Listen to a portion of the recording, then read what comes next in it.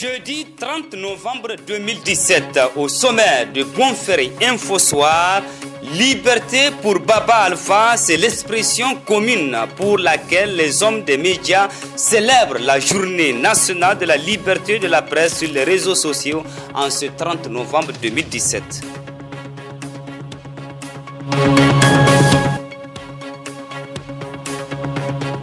Renforcer le civisme fiscal, c'est l'objectif fixé par une rencontre entre contribuables et responsables de la Direction générale des impôts. Les détails dans quelques instants.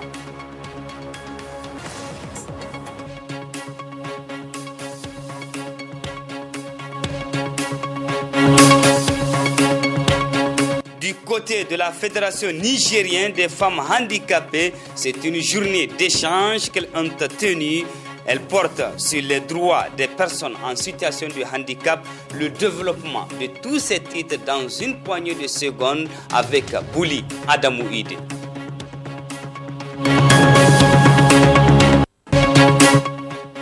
Jeudi 30. Mesdames, Messieurs, bonsoir et bienvenue dans ce 21h de la télévision Bonferré. Ouvrons ce journal avec cette affiche du syndicat national des travailleurs de l'information et de la communication SYNATIC en collaboration avec les journalistes unis pour le monde rural. Un rappel au secrétaire général du SYNATIC, Baba Alpha, qui garde prison depuis 245 jours ce 30 novembre 2017. Et ce jour marque la célébration de la Journée nationale de la liberté de la presse. Ils sont nombreux les hommes des médias qui ont rendu hommage à Baba Alpha sur les réseaux sociaux. Retour sur la situation du journaliste de la radio et télévision Bonferré emprisonné avec Balima Bourema. Journée nationale de la liberté de presse, liberté pour Baba Alpha, Freedom Baba Alpha. C'est sous ce rappel que le syndicat national des travailleurs de l'information et de la communication SYNATIC, dont Baba Alpha est le secrétaire général, et Journalistes unis pour le monde rural, jour, célèbre cette 4e édition. Ce 30 novembre, cela fait exactement 245 jours que notre confrère et son vieux père de 110 ans croupissent à la prison civile de Niamey. Accusé dans un premier temps de faux et usage de faux, Baba Alpha sera finalement condamné pour usage de faux à 2 ans de prison ferme et 10 ans de déchéance de droits civiques et politiques. Mais au fond, pourquoi cette condamnation? Baba Alpha est ce journaliste qui n'a pas sa langue dans sa poche. Critique, il l'est. Pragmatique, il l'est. Professionnel, il l'est. Le seul tort de Baba Alpha, c'est de ne pas se ranger du côté du pouvoir. Même s'il est tenant du pouvoir, c'est chine à dire que la condamnation de Baba Alpha n'a rien à voir avec sa profession. Les péripéties de l'affaire en disent long. Interpellé le 30 mars 2017 à 6 h du matin pour avoir utilisé un faux jugement supplétif de son père dans l'établissement de sa nationalité, Baba Alpha sera rejoint par son père et Omar Khalil Omar Sidi, le commanditaire du jugement supplétif. Réputé être proche du pouvoir, sera finalement libéré. On parle de prescription de son délit. Seuls les 3 infortunés seront finalement présentés à la barre et après plusieurs semaines d'enquête et de jugement, ils seront finalement condamnés. Une peine qui sera condamnée par les organisations nationales et internationales. Et à l'occasion de cette journée, sur la toile, les hommages à Baba Alpha ne tarissent pas. Des photos de lui sont partagées, des mots à son égard sont également postés. Qu'ils soient hommes des médias ou citoyens lambda, plusieurs voix se sont élevées ce 30 novembre 2017 pour dénoncer le cas de Baba Alpha. Toutes les réactions sont développées ici par Kassassi Ibrahim. Bienvenue à cette édition d'information sur la télévision Bonferré. Même derrière le barreau, le journaliste Baba Alpha continue de faire parler de lui. À l'occasion de la 4e édition de la Journée nationale de la liberté de la presse, le président de la Maison de la Presse a condamné les actes de vandalisme perpétrés sur le matériel roulant du groupe de presse qu'il emploie et a adressé une pensée toute particulière à ces derniers. En ce moment solennel, j'ai une pensée toute particulière au groupe de presse Bonferré, qui a fait l'objet d'actes de vandalisme la semaine dernière, et notre confrère Baba Alpha.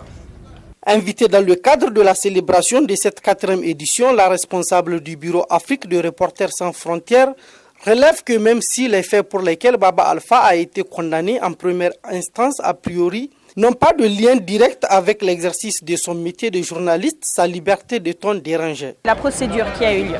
Une procédure où d'abord cette personne est poursuivie pour faux et usage de faux, puis seulement pour usage de faux, parce que la personne responsable du faux, après s'être dénoncée, est elle libérée au bout d'un mois et on change les charges.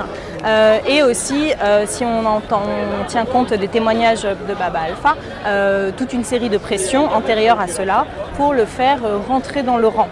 Je pense que c'est sa liberté de ton qui dérangeait. La condamnation de Baba Alpha a été qualifiée par RSF de mort civique au lendemain du verdict. Sur le classement 2017 RSF, le Niger a perdu 9 rangs cette année du fait du non-respect par les pouvoirs publics des lois qui régissent la presse au Niger.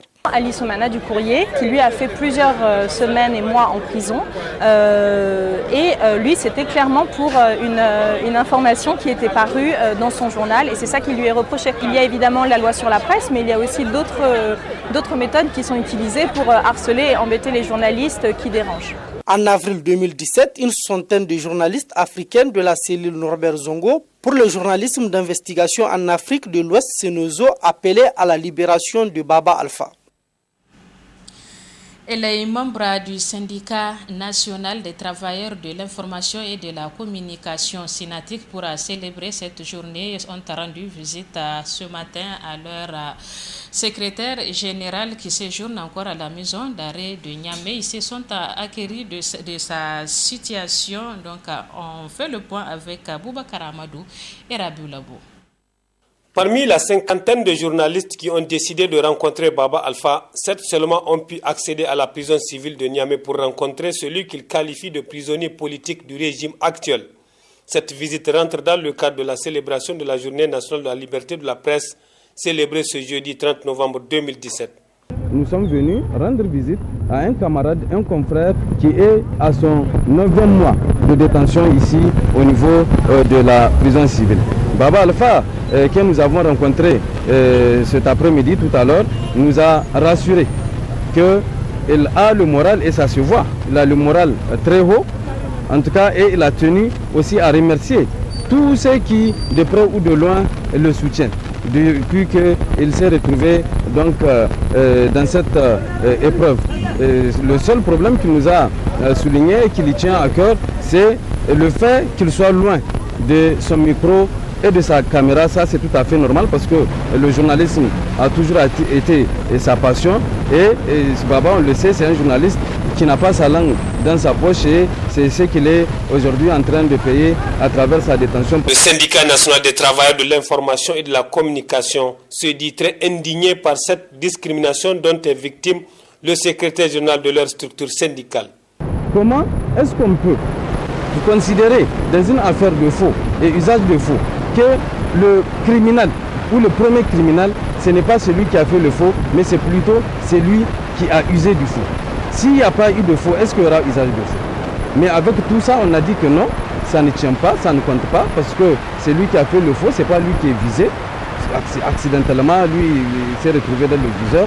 Donc, c'est Baba qui les intéresse. Et bien, ils ont pris Baba, vous l'avez vu, maintenant il est dans son 9e mois. Pourtant, le Niger figure parmi les premiers pays à signer la déclaration de la table de la montagne et les journalistes continuent toujours à croupir en prison. Occasion saisie par le Synatic pour lancer un appel à l'endroit du signataire de cette déclaration de la table de la montagne. Tenons à lancer un appel au président de la République, un appel vraiment pressant, afin qu'il puisse tenir compte de l'engagement qu'il a pris à travers la signature de la déclaration de la montagne de la table que nous célébrons, dont nous célébrons l'anniversaire aujourd'hui. Tellement nous savons que c'est un engagement fort. Aucun chef d'État n'a eu le courage, n'est-ce pas, de signer cet acte, de signer ce texte en dehors du président de la République. De la même façon dont il a eu ce courage, nous voulons aujourd'hui et nous plaidons, n'est-ce pas, auprès de lui pour qu'il ait encore le courage de respecter cet engagement qu'il a librement pris de lui-même. Près de 9 mois que Baba Alpha et son père, Alpha Maman, croupissent à la prison civile de Niamey. Condamné à 2 ans de prison ferme et 10 ans de privatisation de ses droits civils, en première instance, Baba Alpha attend son procès en appel dont la date n'est toujours pas fixée, et cela avec le moral très haut, malgré la distance qui le sépare avec sa famille, ses amis et camarades syndicalistes et journalistes. Courage une fois de plus, Baba Alpha, et tout le soutien du groupe de presse Bonferré. Pour parler de la journée de la liberté de la presse proprement dite, c'est une grande cérémonie qui a été organisée à la maison de la presse de Niamey. Plusieurs organes de presse se sont fait connaître davantage à travers des expositions.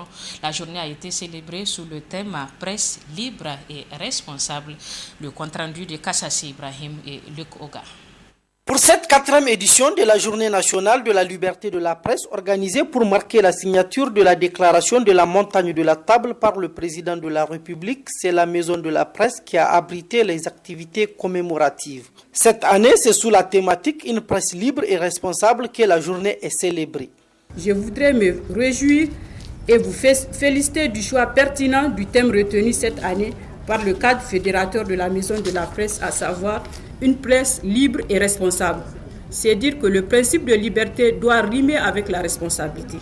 En effet, rien ne saurait dans l'exercice de votre métier se substituer à votre conscience, à votre honnêteté et à votre professionnalisme et votre sens de responsabilité. Il s'agit de vous permettre de protéger votre profession et d'éviter certaines dérives qui portent souvent des coups durs à votre image et à celle de votre métier. Responsabilité des journalistes, certes, mais amélioration des conditions de travail et d'exercice du métier du journaliste d'abord, rétorque le président de la Maison de la presse. La satisfaction d'un minimum de conditions sociales et de sécurité, notamment un traitement salarial décent aux journalistes professionnels ainsi que son inscription à la sécurité sociale, le journaliste nigérien restera toujours vulnérable et le professionnalisme tant recherché dans le traitement de l'information continuera à faire défaut. Partenaire privilégié du Niger dans divers domaines, dont celui de la promotion de la liberté d'expression, l'ambassade des États-Unis au Niger relève toute l'importance d'une presse libre pour la vivacité de la démocratie.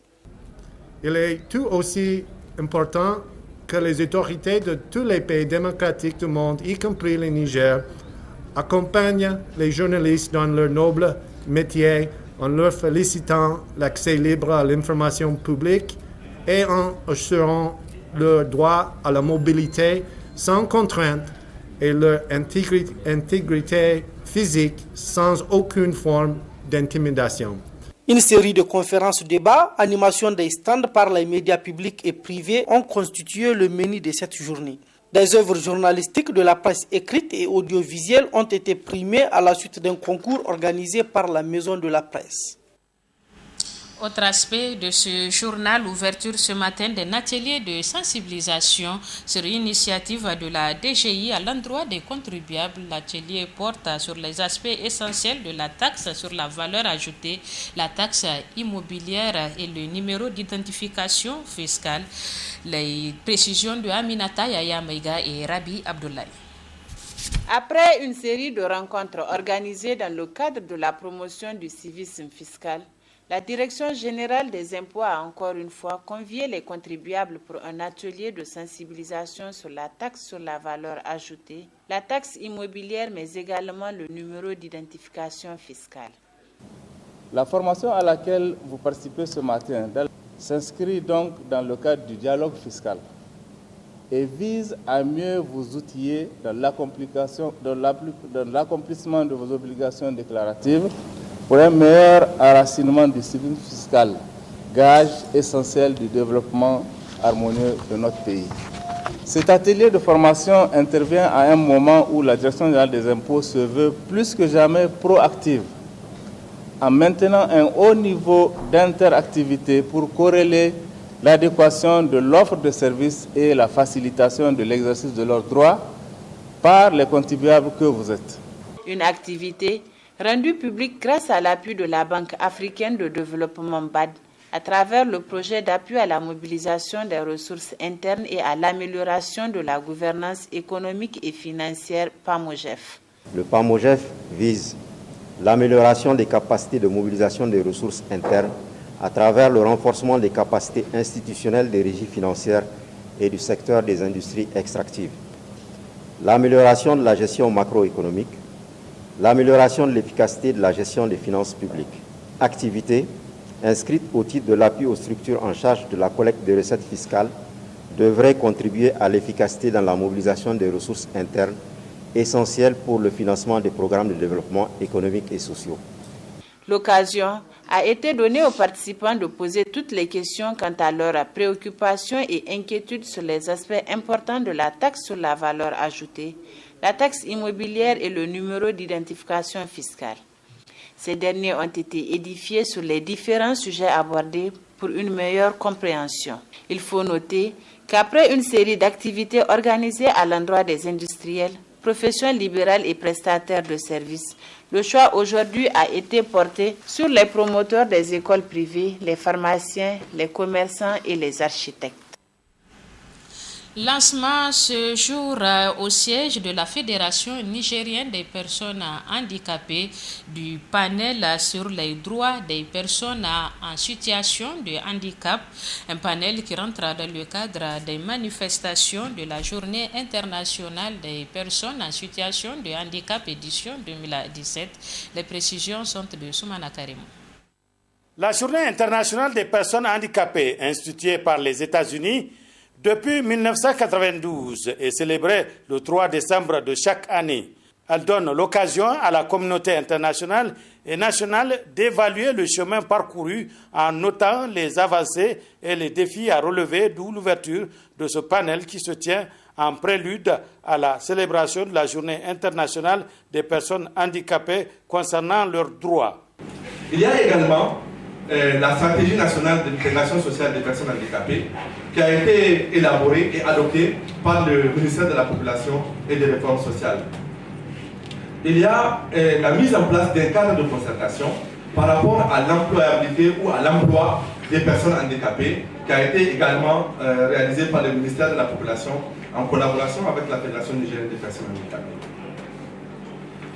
Dans le domaine de l'éducation et de la formation professionnelle, il y a eu la mise en place de 2 divisions qui s'occupent de l'éducation et de la formation professionnelle des personnes handicapées, l'une au niveau du ministère de l'Éducation et l'autre au niveau du ministère de la formation professionnelle. Le secrétaire général de la Fédération nigérienne des personnes handicapées, FNPH, a saisi cette occasion pour lire quelques recommandations en prélude à cette journée internationale des personnes handicapées prévue le 3 décembre prochain. À l'endroit du gouvernement de manière globale, c'est de revoir le budget alloué aux personnes handicapées. En même temps que le gouvernement clame haut et fort qu'il veut lutter contre la mendicité, le gouvernement met à la disposition 50 millions pour 715 000 personnes handicapées, pour les former, pour les éduquer, pour les empêcher d'aller mendier. Il y a un problème. Nous avons un problème et nous demandons des budgets un budget subséquent pour pouvoir nous permettre, n'est-ce pas, de réaliser le plein exercice des droits des personnes handicapées. La Commission nationale des droits de l'homme, CNDH, et la Fédération nigérienne des personnes handicapées, FNPH, avec le soutien de l'Union européenne, procède au lancement du panel sur les droits des personnes handicapées entrant dans le cadre des manifestations de la Journée internationale des personnes handicapées, édition 2017. Aujourd'hui, nous organisons un panel sur la mise en œuvre de la CDP. Et la CDP, c'est la Convention relative aux droits des personnes handicapées, en vue donc de promouvoir cette catégorie de personnes dans notre pays. Cette activité est organisée dans le cadre donc de la journée, c'est en prélude à la journée du 3 décembre, qui est la journée internationale des personnes handicapées. Le premier intervenant a eu à parler de la mise en œuvre, de l'état de la mise en œuvre de cette convention de notre pays, donc les progrès et les défis qui sont relatifs. Plusieurs participants à cette conférence ont posé des questions auxquelles les conférenciers ont tenté d'apporter des réponses. Mais auparavant, c'est un projet de signature qu'il y a eu entre la Fédération nationale des personnes handicapées et Handicap International d'une part et l'Union européenne d'autre part. Ce projet conduira certes à de nouvelles perspectives dans la construction de l'édifice en faveur des personnes handicapées en général et des femmes et enfants handicapés en particulier. La Fédération communale des CDS organise aujourd'hui une assemblée générale. L'objectif est de procéder au renouvellement du bureau exécutif. À l'issue des travaux, Abdulkader Dambadjo a été reconduit au poste de président. Le compte-rendu de Suleiman Ousmane et Ibrahim Ousmane. Le communal des CDJES se conforme aux textes et règlements de sa structure à travers l'Assemblée générale élective qui marque ainsi la fin du mandat du bureau sortant après une année d'exercice. Cette rencontre a pour but 1. Le renouvellement des membres du bureau de la FCJDS de l'arrondissement communal Niamey 3. 2.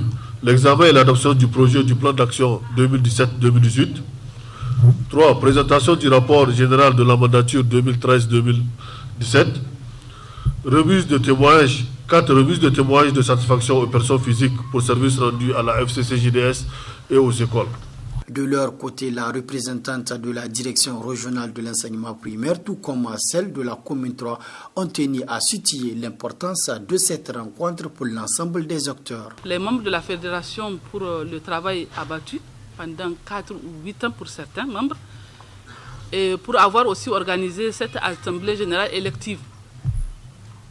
Et je vous souhaite aussi de bons travaux et vous exhorte aussi pour l'élection du nouveau bureau d'opérer de bons choix. Vraiment de bons choix. Il faut vraiment prendre des gens capables, des gens qui peuvent, des gens qui sont à mesure de faire quelque chose pour l'école, qui peuvent s'approprier des choses de l'école. À remercier le bureau sortant et j'exhorte aussi les autres membres qui vont faire leur entrée dans le nouveau bureau à faire comme le précédent qui a œuvré sans relâche pour que l'école nigérienne retrouve ses lettres de noblesse. Au cours de cette assemblée générale élective, les participants à cette rencontre d'une journée auront à passer en revue plusieurs sujets touchant la vie de l'organisation. Aussi, le clou de cette cérémonie d'ouverture a été marqué par la remise des témoignages de satisfaction à certains responsables de l'enseignement primaire Niamey 3, chefs d'établissement et bureau de la dite fédération pour services rendus dans le secteur éducatif.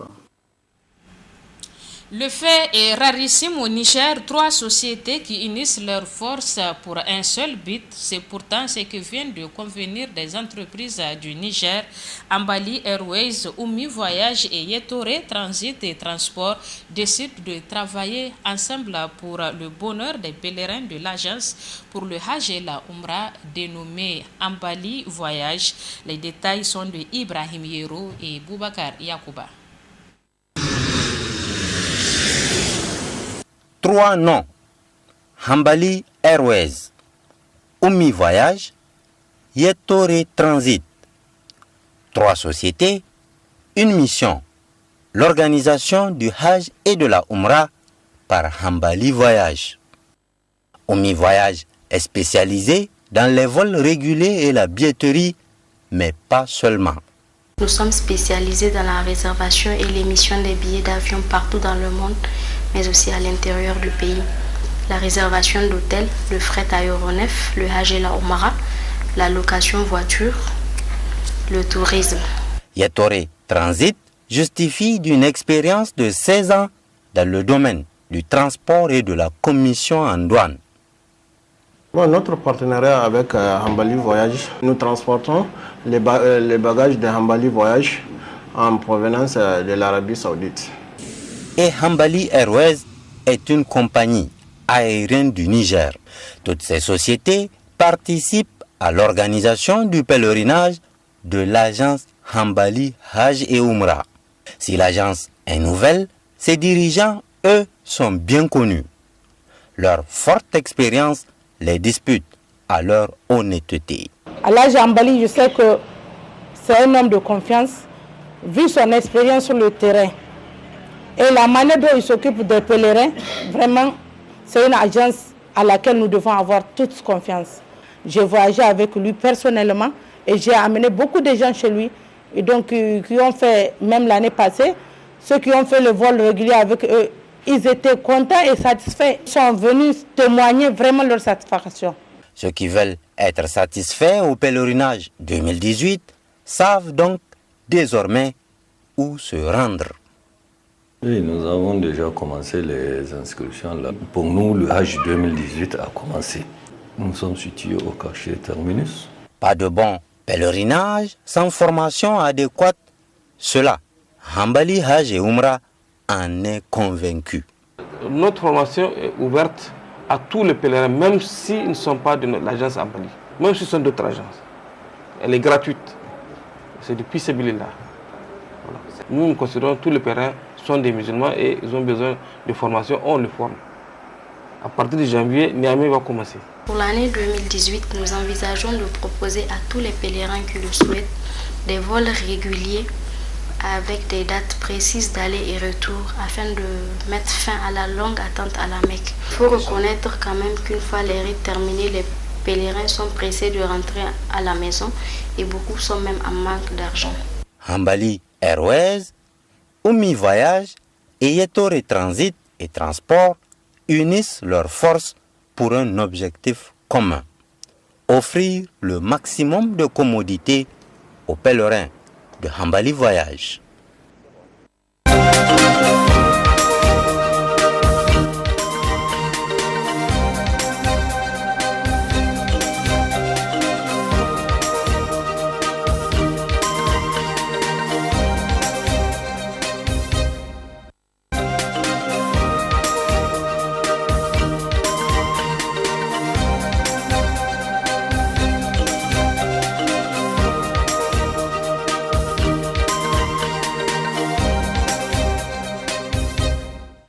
Continuons d'écouter la voix d'Ibrahim Yero avec cette fois-ci ce qui fait la une chez nos confrères de la presse écrite. Ibrahim Yero, bonsoir. Bonsoir Bouli, et tout comme tous les confrères de la presse écrite et de l'audiovisuel, également de Bonferré, la une des journaux également, ce jour 30 novembre, journée nationale de la liberté de la presse, exprime son soutien et tout son soutien moral donc à notre confrère, frère, collègue et ami Baba Alpha. Baba, courage, nous ne t'oublions pas. Nous ne t'oublions pas Baba Alpha, jamais derrière. Nous débutons la une des journaux avec la roue de l'histoire qui a fait de sa une le vote de la loi des finances le dimanche dernier. Et oui, Bouli, cette actualité a occupé beaucoup de nos confrères cette semaine.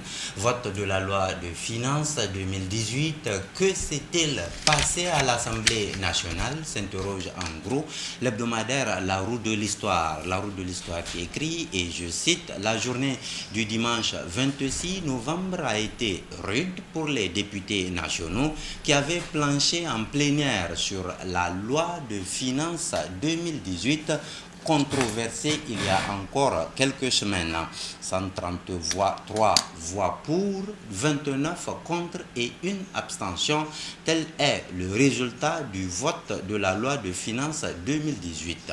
Seulement, s'inquiète La Roue de l'Histoire, l'on constate que sur les 170 députés qui composent l'Assemblée nationale, un siège étant toujours vacant, 163 ont pris part au vote. Selon les informations circulant dans les milieux parlementaires, 7 parlementaires ont manqué au rendez-vous du 26 novembre. 5 députés, membres du Parlement de la CEDEAO, en mission qui n'auraient pas laissé de procuration, et 2 grands absents qui seraient le chef de file de l'opposition, Hama Amadou, toujours en exil, et l'absence remarquée de Mohamed Ousmane du MNRD Hankouri, conclut La Roue de l'Histoire. Et Ibrahim Yero, on continue donc la une des journaux avec le journal L'Expression. L'Expression qui revient également sur cette loi de finances, vote de la loi des finances 2018, un véritable camouflet pour les opposants, s'exulte en gros le bimensuel, L'Expression. L'Expression qui écrit, et je cite, « Il y a eu une véritable campagne d'intoxication menée par l'opposition politique nigérienne de connivence avec un certain nombre d'acteurs de la société civile nigérienne. Une grande partie de l'opinion a été intoxiquée, notamment concernant une soi-disant taxe sur l'héritage. Ces politiciens véreux avait pensé avoir une occasion sur un plateau d'or pour pousser le peuple nigérien au soulèvement populaire. Heureusement, leur manœuvre sournoise avait échoué. Le vote a finalement eu lieu et le score sans appel. Un véritable affront pour ceux qui pensent être les seuls défenseurs des intérêts du peuple, ce qui est archi faux. Ils ne défendent que leurs propres intérêts, conclut le bimensuel L'Expression. Et voyons ensemble la une du journal Le Républicain. Adoption de la loi des finances 2018, les leçons d'un processus d'adoption d'une loi, annonce en gros l'hebdomadaire Le Républicain qui écrit, et je cite, « Il est incontestable que le jeu démocratique s'est déroulé normalement. Les uns et les autres se sont exprimés librement. Les recommandations des différentes couches ont été transmises et examinées par la Commission Finances et Budget. L'amendement notoire qu'a subi le projet de loi soumis par le gouvernement concerne le fameux article 459 portant sur les droits de mutation par décès. À la vérité, poursuit le Républicain, il y a lieu plutôt de parler de précision du texte pour le rendre plus intelligible au regard de la confusion et l'incompréhension qu'il a suscité au sein de l'opinion publique, notamment dans les milieux religieux. C'est ainsi qu'il est désormais précisé que c'est bien après le partage de l'héritage que les ayants droit paieront la taxe de mutation, nous renseigne le Républicain. Et l'éclosion Hiero est également revenue sur le vote de la loi des finances à l'Assemblée nationale. La controversée loi de finances est adoptée. Issoufou met les députés face au peuple et s'en va au marché. Titre en gros l'hebdomadaire L'éclosion. L'éclosion qui écrit, et je cite, « Le dimanche 25 novembre 2017 coïncide comme par enchantement à un déplacement du président de la République à l'intérieur du pays. Le lundi 26, Issoufou Mahamadou a présidé l'inauguration du grand marché de Zender.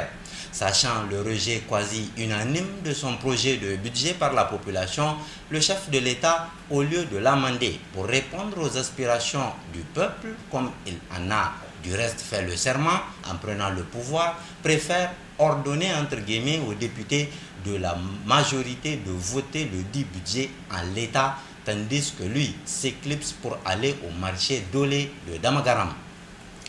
En vérité, poursuit l'éclosion, il n'y a pas de date fatidique proprement dite. Rappelons, nous, qu'en 2005, la loi de finances contestée avait été votée dès novembre, mais il a fallu en mars pour que la pression atteigne son paroxysme et que le gouvernement de Hama Amadou, qui se galvaudait de légitimité et de popularité, finisse par se rendre compte qu'on ne peut pas aller et gagner contre la volonté populaire, même si l'on dispose de la force publique, rappelle l'éclosion. Le journal L'actualité est revenu sur les relations Areva et Niger. Précisément sur l'affaire Uranium Gate. Niger, Uranium Gate, des perquisitions au siège d'Areva, titre en gros l'hebdomadaire L'actualité, qui reprend une dépêche de l'agence France Presse. Dépêche ainsi libellée, le groupe nucléaire français est inquiété par la justice dans une affaire de vente présumée douteuse d'uranium nigérien. Une perquisition avait eu lieu au siège du groupe nucléaire Areva dans le cadre d'une enquête sur une opération de vente présumée douteuse d'uranium nigérien baptisée Uranium Gate, ont indiqué des sources concordantes. Areva confirme une perquisition ce mardi matin dans le cadre d'une enquête préliminaire, a déclaré un porte-parole du groupe sans donner d'autres détails. Areva collabore étroitement avec la justice, a ajouté cette source à propos de la perquisition menée au siège d'Areva à la Défense dans les Hauts-de-Seine. Une source judiciaire a aussi confirmé une perquisition sans préciser dans quelle enquête elle était diligentée. Fin de citation. Ibrahim Yaro a également fouillé pour nous donc les colonnes du journal Le Courrier cette semaine. Le Courrier qui est à l'origine de cette affaire et qui revient naturellement dessus. Rebondissement dans l'Uranium Gate, la justice française sur les traces de Massoudou Hassoumi et consorts, annonce en gros l'hebdomadaire Le Courrier qui écrit, et je cite, alors qu'à Niamey on cherche coûte que coûte les moyens d'étouffer l'Uranium Gate, l'affaire prend une ampleur inattendue pour Hassoumi Massoudou et ses complices. Outre que les grands médias en France, à l'image de TV5 Monde, France 24 et Jeune Afrique se sont intéressés à l'affaire. La justice française également s'en mêle avec le parquet financier et la brigade financière de Paris qui cherchent à démêler les nœuds de cette transaction frauduleuse. L'étau, on ne peut plus dire, se resserre sur les traders nigériens, d'autant plus que le FBI aussi s'intéresse de très près à l'affaire. Avec le rebondissement de l'affaire révélée par le journal français Libération qui a annoncé une perquisition des locaux d'Areva à Paris, le Courrier revient sur l'Uranium Gate. Et Bouli, c'est à lire dans le Courrier. Et on continue avec Le Monde d'aujourd'hui, Héros. Oui, Le Monde d'aujourd'hui qui sur la même affaire tente d'ironiser. Perquisition au siège de la société Areva à Paris, dites à Hassoumi Massoudou que la justice française n'a pas lâché l'affaire Uranium Gate, lance en gros l'hebdomadaire Le Monde d'aujourd'hui. Le Monde d'aujourd'hui qui écrit, et je cite, bien entendu, les Nigériens connaissent parfaitement l'affaire Uranium Gate qui implique des responsables au plus haut sommet de l'État. C'est le cas de l'actuel ministre des Finances, Hassoumi Massoudou. C'est lui qui, alors qu'il occupait les fonctions de directeur de cabinet du président de la République, avait mené la transaction en agissant au nom de la Société de patrimoine des mines du Niger, Sopamine. Aujourd'hui, les Nigériens sont réconfortés d'apprendre que la justice française, connue pour son souci d'indépendance, n'a pas lâché cette affaire et semble bien décidée à débusquer tous ceux qui y sont impliqués. Hassoumi Massoudou, qui est certainement en train de rêver de fêter son exploit, d'avoir fait passer leur scélérate loi de finances à l'Assemblée nationale, doit avoir des frissons en apprenant cette perquisition qui vient d'avoir lieu au siège de Areva à Paris, croit savoir Le Monde d'aujourd'hui. Ibrahim Yaro, c'est la fin de la une des journaux cette semaine. Merci pour toutes ces précisions. Merci aussi Bouli, on se retrouve la semaine prochaine avec une Bouli plus dynamique, Inch'Allah. Inch'Allah Yaro. Messieurs, dames, c'est la fin de ce journal. Merci également à vous de l'avoir suivi. Le programme continue sur la télévision Bonferré. Au revoir.